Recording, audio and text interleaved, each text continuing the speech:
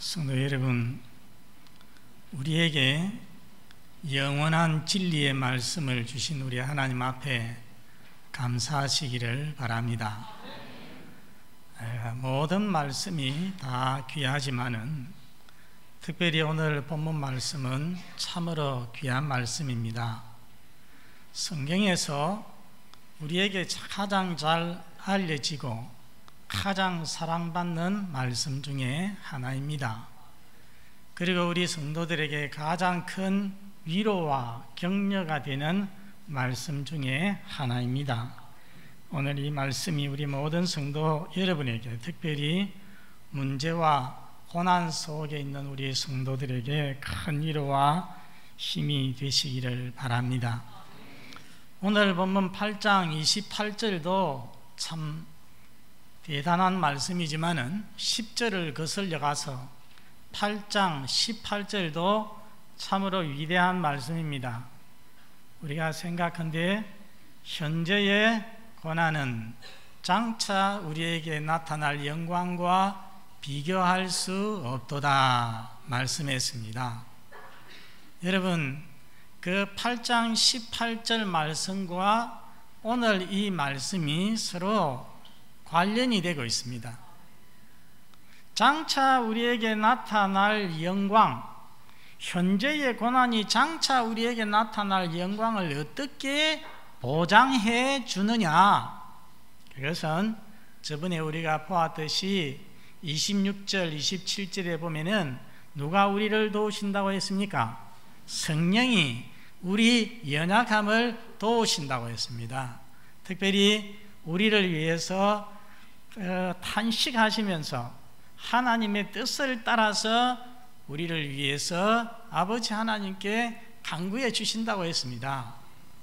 그리고 오늘 본문 말씀에 보면 또 우리를 도우시는 분 계십니다. 바로 그 성령의 기도를, 중보 기도를 따라서 그 결과 하나님 아버지께서 우리 성도들을 도와주시는 것입니다. 여러분, 먼저 첫 줄에 있는 하나님을 사랑하는 자를 생각해 봅시다. 성경에 보면은 하나님이 세상을 사랑하신다, 하나님이 우리를 사랑하신다는 말씀은 많이 볼 수가 있습니다. 그런데 하나님을 사랑하는 자라는 표현은 그다지 많지가 않습니다. 여러분, 하나님을 사랑하는 자 누구를 말하겠습니까? 이 말씀은 특별히 신앙생활에 열심히 있는 분이거나 또 주님을 향하여서 가슴이 뜨거운 그런 분만을 의미하지 않습니다. 여기에 하나님을 사랑하는 자는 예수님을 믿는 모든 사람들, 성도들을 일컫는 말씀입니다. 베드로전서 1장 8절에 보면은 예수를 너희가 보지 못하였으나 사랑하는도다 말씀했습니다. 성도들은 예수를 보지 못하였지만은 사랑하는 사람들인 것입니다. 성도는 한없는 하나님의 사랑에 감격하여서 저 주님의 십자가 사랑에 감격하여서 하나님을, 주님을 사랑하는 자인 것입니다. 구약의 성도 다윗은 시편 18편 1절에 나의 힘이 되신 여호와여, 그 다음에 어떻게 나가죠? 내가 주를 사랑하나이다. 주님을 사랑하는 마음이 가득 차서 주님을 사랑한다고 고백하였습니다. 성도 여러분, 성도는 하나님을 사랑하는 자인데, 그렇다면은 여러분 속에 하나님에 대한 사랑이 얼마나 있습니까?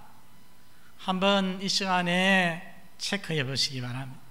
내 속에는 하나님에 대한 사랑이 얼마나 있는가? 내 속에 하나님을 향한 사랑이 불타고 있는가? 아니면은 저 라오디게아 교회 성도들처럼 차갑지도 않고 뜨겁지도 아니하고 미지근한 형편, 그냥 그럭저럭 있는가? 아니면은 내 마음 속에는 하나님을 향한 사랑이 조금도 혹시 없는 것은 아닐까? 만일에 하나님에 대한 사랑이 조금도 느껴지지 않는다면 그 사람은 예수 믿는 사람이 아닐 것입니다. 왜? 오늘 여기 하나님 말씀에 성도는 뭐 하는 사람이라고요? 하나님을 사랑하는 사람.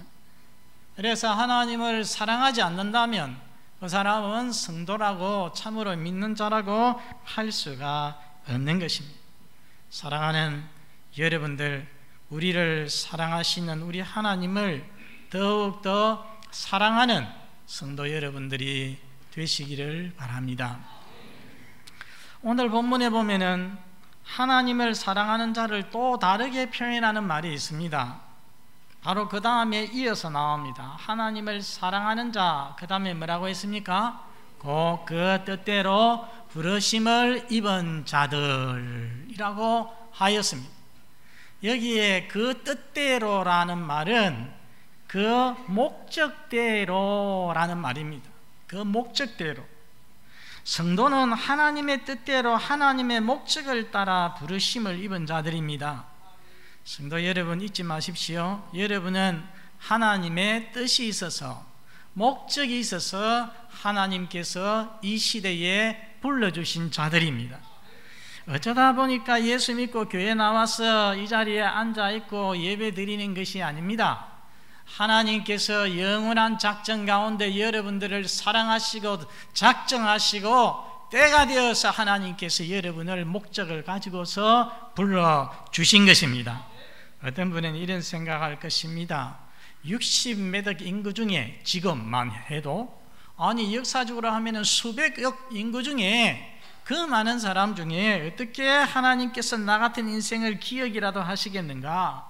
어떻게 나 같은 인생에게 어떤 목적을 가지고서 계시겠는가? 그러나 그것은 유한한 인간의 생각입니다. 우리가 모든 인생을 다 알지 못하죠. 아마 우리 교회 성도들 한 500명 되는 성도들 한 사람이 다 아시는 분도 아무도 없을 거예요. 그렇지 않습니까? 다 아시는. 우리 기존 성도들 요즘은 교회 가면은 모르는 사람이 왜 그리 많은지 몰라. 그런 얘기들을 자주 합니다. 별로 크지도 아니하는 교회의 모든 사람도 알지 못하는 것이 우리 인간입니다. 그러나 여러분, 우리 하나님은 우리와 같은 인간이 아니십니다. 우리 하나님은 전능하신 하나님이십니다. 우리 하나님은 전지하신 하나님이십니다. 이 세상에 살고 있는 모든 이들을 다 아시고 감찰하시는 하나님이십니다. 다 하나님께서 여러분 각자를 아시고 각자를 향한 목적이 있어서 부르셨다는 것입니다. 이 세상에서도 나름 하나님의 뜻대로 살도록 하기 위해서 하나님 목적이 있어 여러분을 이 세상에 보내셨고, 또 앞으로 나아가 29절 말씀대로 하나님의 아들 그리스도의 형상을 회복하고 그의 영광에 참여하도록 하기 위한 목적을 가지고 하나님께서 성도를 불러주신 것입니다. 한번 따라서 합시다. 나는 하나님의 목적이 있는 인생이다. 다시 한번, 나는 하나님의 목적이 있는 인생이다. 예, 이제 60이 되고 70이 돼서 삶의 현장에서 은퇴를 했다고 나는 아무 의미가 없는 인생이다, 그렇게 하지 마십시오. 여러분, 다 하나님께서 목적이 있어 부르신 인생임을 확신하시기를 바랍니다. 이것을 믿는 사람은 인생을 허투루 살지 않습니다. 하루하루 그냥 살지 않습니다. 가비 있게 살아갑니다. 이 세상을 살면서 여러 가지 고난을 당하여도 그것으로 인하여서 좌절하거나 낙심하지 않습니다. 왜? 소망을 가집니다. 왜? 하나님께서 나를 향한 목적이 계시고 하나님의 형상을 본받아서 저 영광에 이르게 하실 것이기 때문에 그 목적이 나를 향하여서 그런 목적을 하나님이 가지고 계시기 때문에 우리 신자는 어떠한 가운데서도 결코 낙심할 필요가 없는 것입니다. 성도 여러분, 하나님은 모든 것이 합력하여 선을 이루시게 하시는데 누구에게나 그렇게 하십니까? 그렇지 않습니다. 오늘 말씀에 하나님을 사랑하는 자, 그 뜻대로 부르심을 입은 자들에게만 그렇게 하시는 것입니다. 우리가 아닌 사람, 성도가 아닌 사람, 믿지 않는 사람에게는 하나님께서 그러시지 않습니다. 이 로마서를 보면은 불신자들은, 하나님의 부르심을 받지 않은 사람들은 하나님의 진노 아래에 있다고 했습니다. 그리고 그들은 이 세상을 살아가면서 하나님의 진노를 조금씩 쌓아간다고 했어요. 마지막 날에 어떻게 되겠습니까? 그 쌓은 진노로 인하여서 하나님의 진노의 심판을 받게 되는 것입니다. 그래 보면은 인류는 크게 두 가지로 나눌 수 있습니다. 하나는 하나님을 사랑하는 자가 있습니다. 하나님을 사랑하는 자, 그 뜻대로 부르심을 입은 자들, 이들은 마지막에 완전한 구원과 영광에 이르게 될 것입니다. 다른 한 사람들은 어떤 사람입니까? 하나님을 사랑하지 않는 자들입니다. 그들은 하나님의 버림을 받고 하나님의 부르심을 받지 못하였습니다. 그들은 마지막 날에 하나님의 진노의 심판을 받게 될 것입니다. 그러므로 사랑하는 교우 여러분 다 예수를 믿고 하나님을 사랑하는 자가 되시기를 바랍니다. 교회를 다녔지만은 때로는 내 마음이 뜨거워서 죽을 때까지 믿을 것 같지만은 때로는 내 마음이 낙심될 때도 있습니다. 그때 낙심하면 안 됩니다. 우리 성경에 끝까지 견디라, 끝까지 인내하라, 참으라는 말씀이 얼마나 많습니까? 그것은 우리를 거꾸로 때리고 우리를 낙심케 하는 요소가 이 세상에 많이 있기 때문입니다. 마귀는 우리 속의 역사에서 어쩌든지 천국까지 못하도록 하기 위해서 우리를 계속 낙심시키려고 할 것입니다. 그러한 마귀의 그 꾀에 넘어가면 안 된다는 것입니다. 끝까지 인내하고 주님이 부르시는 그날까지 믿음으로 꿋꿋이 살아가는 성도가 꼭 되시기를 바랍니다. 다음으로 모든 것이 합력하여 선을 이룬다는 이 말씀을 생각해 봅니다. 여러분, 이것이 영어로는 이렇게 되어 있습니다. All things work together. All things가 뭡니까? 모든 것이 work together, 함께 일한다는 것입니다. 주어가 모든 일입니다. 모든 일이 함께 일한다는 것입니다. 여기 모든 것이라는 것은 모든 일, 모든 사건, 이 세상에서 일어나는 모든 일을 말하는 것입니다. 이 속에는요, 나쁜 일, 우리에게 좋아 보이는 일도 포함되지만 나빠 보이는 일 전부를 말하는 것입니다. 여러분, 우리가 볼 때에 좋은 일은 우리에게 선이 되고 유익이 되는 것 같습니다. 나쁜 일은 우리에게 악이 되고 해를 끼치는 것 같습니다. 그렇지만은 여러분, 좋은 일은 우리에게, 성도에게 직접적으로 선이 되고 악한 일은, 나쁜 일은 간접적으로 선이 되는 거예요. 유럽에 가면은 모든 길은 로마로 하는 말이 있지 않습니까? 영국에 가면은 모든 길은 어디로? 런던으로. 모든 길은 런던으로. 그런데요, 재미있는 것은 런던으로 가는 바른 길, 바로 여기에서 캠브리지에서 옥스포드에서 런던으로 쭉 내려가려는 길이 있는가 하면 어떤 길은 반대로 위로 올라가요. 위로. 런던으로 가는 것이 아니라 반대로 가는 것 같아요. 그렇지만 그 길이 결국에는 통하고 통해서 어디로 오는 겁니까? 런던으로 온다는 것입니다. 어떤 일은 우리에게 직접적으로 유익이 되고 선이 되지만은 어떤 일은 간접적으로 돌아서 우리에게 유익이 되고 선이 된다는 말씀입니다. 제 시계는, 손목시계는 지금 어떤지 모르겠습니다. 그런데 저희 어릴 때 어른들 손목시계 고장이 나가지고서 이렇게 열어보면은 그게 톱니바퀴가 두 개가 서로 맞물려서 돌아갑니다. 하나는 시계 방향으로 이렇게 돌고요, 또 하나는 맞물려서 돌아가는 것은 반대 방향으로 돌아갑니다. 반대 방향으로 돌아가는 것을 생각할 때는 이게 침이 과연 시간을 바르게 맞추겠나 의심이 들 수도 있어요. 그렇지만은 서로 그것이 맞물려 돌아가기 때문에 앞면에 보면은 이 시간을 정확하게 알려주는 거예요. 그렇죠? 한 가지만 한쪽으로만 가는 게 있으면 그건 안 되는 거예요. 시계 역할을 못 해요. 바로 가는 것도 있고 반대 방향으로 가는 것도 있고 하니까 이게 맞물려 가지고서 시계를 정확하게 우리에게 시간을 알려주는 것입니다. 모든 게 합력하여 선을 이룬다는 게 바로 이런 말씀입니다. 우리를 위하는 일, 우리를 반대하는 일 모두가 합력해서 우리의 유익을 이루어 준다는 것입니다.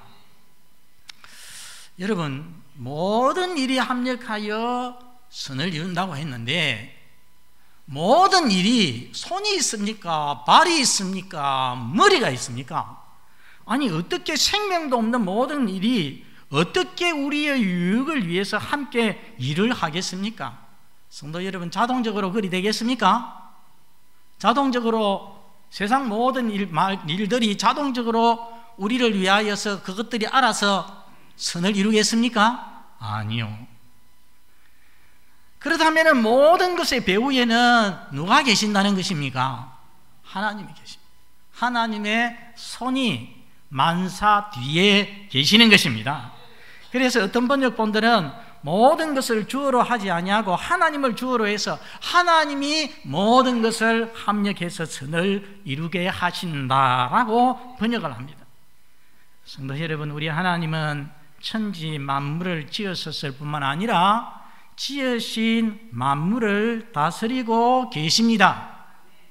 그것을 우리가 하나님의 섭리라고 합니다. 프라비던스, 섭리라고 해요.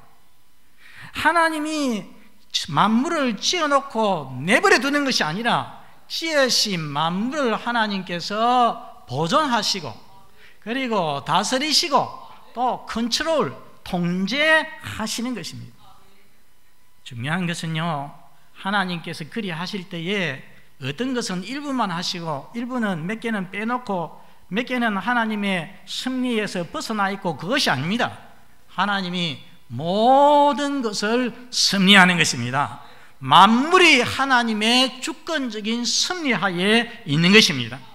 그래서 로마서 11장 36절에 보면은 만물이 주에게서 나오고 주로 말미암고 주에게로 돌아감이니라. 너무 귀한 말씀인데요, 여러분 생각해 봅시다. 만물이 주로 말미암고 라는 말은 쉽게 말하면은 무슨 말입니까? 모든 세상 만물이 하나님에 의하여서 창조되었다는 말씀이에요. 만물이 주로 말미암고 그 다음에 주께로부터 나왔고 주로 말미암고 하는 이 말은 이 세상의 모든 만물이 만사가 다 주님의 섭리에 의하여서 이루어진다는 그런 말씀인 것입니다. 화란에 아브라함 카이프라고 하는 유명한 목사님, 유명한 신학자, 유명한 수상이 있었어요. 목사님인데요, 신학자고 유명한 수상이었습니다. 그분이 이런 말을 했습니다. 인간 존재의 전 영역에서 한 치의 땅도 하나님의 것이 아닌 게 없다. 우리 눈에 보이는 이 땅, 저 땅이 아니고 인간 존재의 전 영역, 우리 삶의 모든 것에 한 치도 하나님의 땅 아닌 것 없다. 이 말은 모든 것, 작은 일 하나까지도 전부 다 하나님께서 다 다스리신다라는 말씀인 것입니다. 성도 여러분, 그런데 우리 하나님은 만물을 다스리시는데 그냥 다스리는 것이 아니라 목적을 가지고서 만물을 다스리신다는 것입니다. 어떤 목적을 가지고서요? 당신의 백성들의 유익을 위하여서 다스리신다는 것입니다. 믿으시기 바랍니다. 하나님이 이 세상을 통치하시는데 그냥 하나님께서 통치하시는 것이 아니라 하나님의 자녀되고 하나님의 백성된 저와 여러분의 유익을 위하여서 역사를 이끌어 가시고 모든 일을 하나님께서 통치하시는 것입니다. 어떤 사람은 이렇게 말했습니다. God weaves everything. weave라는 말은 우리 전에 어머님들이 시골에 보면 배틀에 앉아가 배 짜는 거 있죠. 배 짜는 거. 그게 바로 weave입니다. God weaves everything. 하나님께서는 모든 것을 가지고서 배를 짜신다는 거예요. 하나님께서는 우리에게 세상에서 우리에게 좋아 보이는 것만 가지고서 배를 짜시는 것이 아니고요. 우리 하나님께서는 우리의 이런 일 저런 일, 좋은 일, 나쁜 일, 기쁜 일, 슬픈 일, 그리고 형통과 고난, 부요와 궁핍, 모든 것을 섞어서 배를 짜신다는 것입니다. 우리의 유익을 위하도록 만드신다는 것입니다. 우리는 이해가 안 되는 일이죠. 우리 하나님 얼마나 위대하신 하나님이신지요. 우리 하나님 얼마나 선하신 하나님이신지요.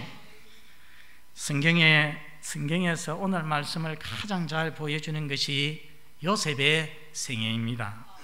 여러분, 요셉은 여러분 아시는 대로 아버지 야곱의 사랑을 독차지하지 않았습니까? 형들의 미움을 받아서 어느 날 형들이 막 그냥 노예로 팔아버렸습니다. 그래서 저 애굽의 이역만리에 이렇게 노예로 팔려가서 경호대장, 그 나라 경호대장 보디발의 집에 이렇게 노예가 되었습니다. 그런 가운데서도 성실하게 일을 해서 인정을 받고 가정총무가 되었습니다. 그런데 그 집 사모님이 요셉이 너무 미남이라서 그만 탐을 내가지고서 이렇게 해봐도 안 되니까 나중에 그만 요셉에게 누명을 씌워가지고서 감옥에 들어가지 않습니까? 생각하면 너무 얼마나 내 인생이 얼마나 허무한지 그렇게 안 느끼겠습니까? 아무 죄도 없는데 형들에게도 팔려왔고 또 여기서 잘해보려고 하는데 또 누명을 쓰고 감옥에 들어가고, 감옥에서 어떤 일이 있었습니까? 감옥에서 좀 있으니까 거기에 술 맡은 관원, 떡 맡은 관원이 신하가 바로의 왕의 두 신하가 들어왔어요. 두 신하가 들어왔는데 이 사람들이 꿈을 꾸었단 말이죠. 그런데 요셉이 그 꿈을 해석을 해 주었습니다. 술 맡은 신하에게 하는 말이, 내 꿈이 이루어져서 당신이 복권이 되면은 나를 기억해 달라. 왕에게 말해가지고서 나의 억울함을 말해서 나를 이 감옥에서 나갈 수 있도록 좀 해달라 그랬는데, 정말로 이 술 맡은 관원이 나중에 석방이 되어서 복직이 되었습니다. 그런데 그게 너무 좋아서 요셉을 까맣게 잊어버렸습니다. 요셉이 얼마나 또 배신감이 얼마나 느껴지겠습니까? 배은망덕한 거죠, 그 사람이. 그래가지고서 세월이 가는 가운데 어느 날 바로가 꿈을 꾸지 않습니까? 아무도 해석할 수 없는데 술 맡은 관원이 생각해 보니까 감옥에서 만났던 요셉이면은 내 꿈을 해석했는데 왕의 꿈도 해석할 수 있을 것입니다. 보고를 해가지고, 그래서 요셉이 왕 앞에 나와서 왕의 꿈을 해석해 줌으로 인해서 요셉이 그 나라의 국무총리가 되었습니다. 7년 풍년 동안에 창고를 지어서 곡식을 다 쌓아서 예비를 해두고 7년 6년 동안에 그 근처에 많은 민족들이, 백성들이 이렇게 굶어 죽어가게 될 그런 위험에서 구원해 주는 그런 사람이 되었습니다. 생각해 보면은요, 참 하나님의 이것은 놀라운 섭리인 것입니다. 요셉이 죽으면서 그 형제들에게 한 말이 있습니다. 우리 한번 읽어보겠습니다. 창세기 50장 20절 앞에 보고 시작. 당신들은 나를 해하려 하였으나 하나님은 그것을 선으로 바꾸사 오늘과 같이 많은 백성의 생명을 구원하게 하시려 하셨나니. 저기 보십시오. 당신이 누구였어요? 요셉의 형들입니다. 당신들은 나를 해하려고 하였지만 팔아먹었지만은 하나님은 그것을 선으로 바꾸사. 이게 하나님이십니다. 한번 따라서 합시다. 하나님은 그것을 선으로 바꾸사. 저게 바로 합력하여 선을 이루는 거예요. 우리 하나님은 좋아 보이는 일로만 좋은 일을 만드시는 것이 아니라 우리에게 정말 절망적인 일을 통하여서, 나쁜 일을 통하여서도 우리의 유익을 이루어 가시는 것입니다. 여러분 생각해 보십시오. 그의 형들이 요셉을 팔아버리는 이 억울한 일이 없었다면, 억울하게 감옥 가는 일이 없었다면, 그 술 맡은 관원이 잊어버리는 일이 없었다면 어떻게 기근의 날에 야곱 가족이 구원을 받을 수 있었겠습니까? 하나님의 백성들이 어떻게 굶어 죽지 않고 살아날 수가 있었겠습니까? 하나님께서 당신의 백성을 구원하시려고 미리 요셉을 다 보내신 것이었습니다. 여러분, 구약에 보면은 유다 왕국이 멸망해서 바벨론 포로로 끌려갔습니다. 나라가 망하고요, 사람들이 굴비짝처럼 이렇게 묶여가지고서 신도 신지 못하고 수천 마리 이렇게 걸어가는 그 고난을 한번 생각해 보십시오. 얼마나 비참한 일입니까? 하나님께서 유다 백성을 다 버리신 것 같고, 하나님께서 유다 백성을 잊으신 것 같고, 유다 백성을 멸망시키는 것 같습니다. 너무 절망적입니다. 그런데 하나님께서 그들에게 예레미야 선지자를 통하여서 여호와의 이름으로 편지를 써서 하나님께서 말씀을 주십니다. 어떤 말씀 주시느냐? 예레미야 29장 11절 같이 읽어보겠습니다. 시작. 여호와의 말씀이니라. 너희를 향한 나의 생각을 내가 아나니 평안이요 재앙이 아니니라. 너희에게 미래와 희망을 주는 것이니라. 멸망하고 바벨론 포로로 끌려갔지만은 너희를 향한 나의 생각은 무엇이 아니라고요? 재앙이 아니라는 것입니다.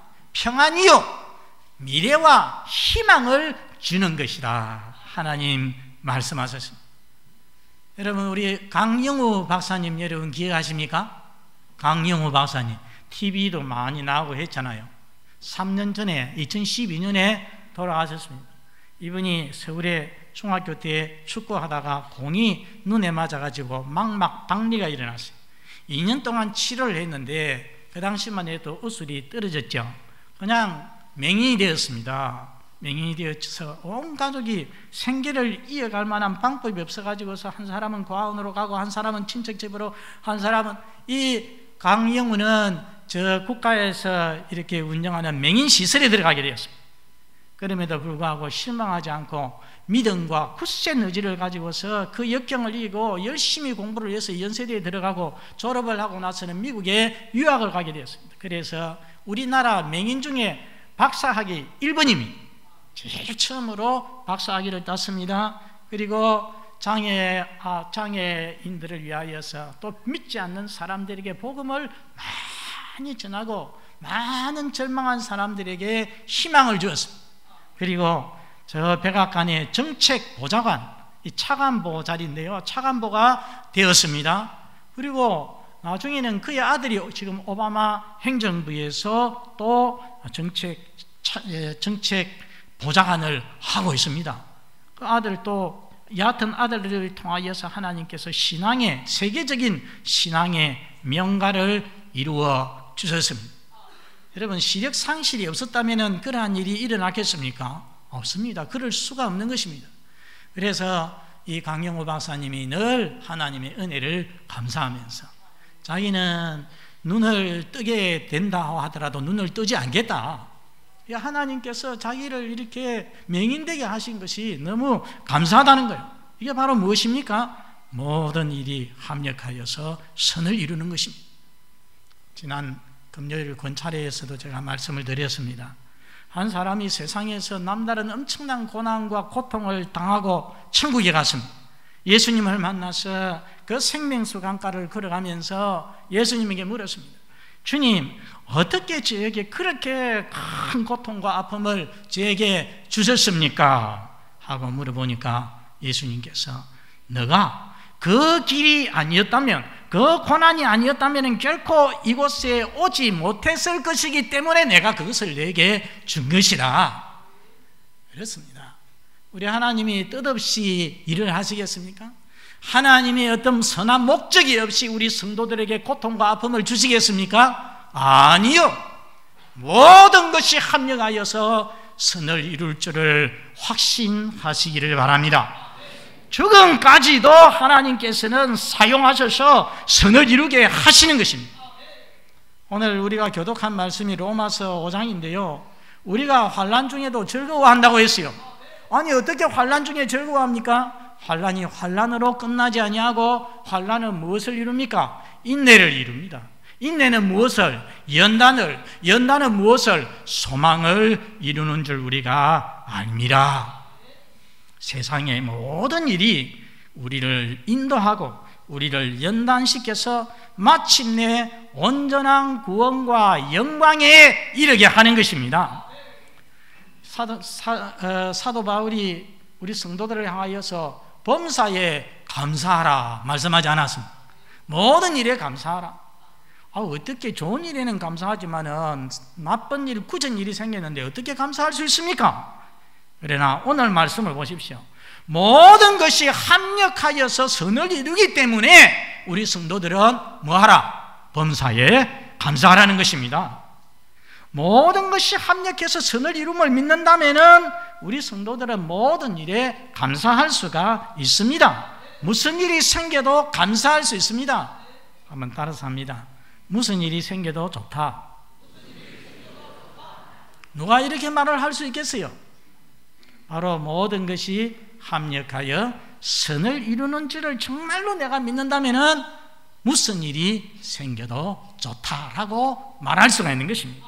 다시 한번 따라서 합니다. 무슨 일이 생겨도 좋다.